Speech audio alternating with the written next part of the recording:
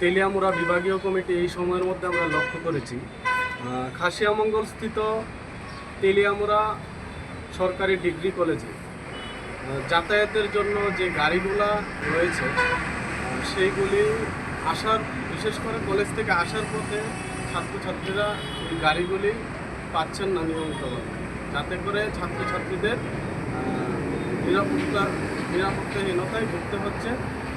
যার জন্য সেই সমস্যা নিরসনে আজকে আমরা তেলিয়ামুড়া মহকুমা শাসকের নিকট ডেপুটেশনে আমরা মিলিত হয়েছি এবং মিলিত হওয়ার পরে আমরা মহকুমা শাসকের নিকট উনি আমাদের আশ্বস্ত করেছেন এই সমস্যা নিরসনে উনি পরিবহন দপ্তরের সঙ্গে যোগাযোগ করে উনি বলিষ্ঠ ভূমিকা নেবেন, এই আশা আমাদেরকে ব্যক্ত করেছেন। আমরাও তাতে আশ্বস্ত হয়েছি। আমরা আশা রাখছি আগামী দিনে এই সমস্যা নিরসনে উনি বলিষ্ঠ ভূমিকা নেবেন।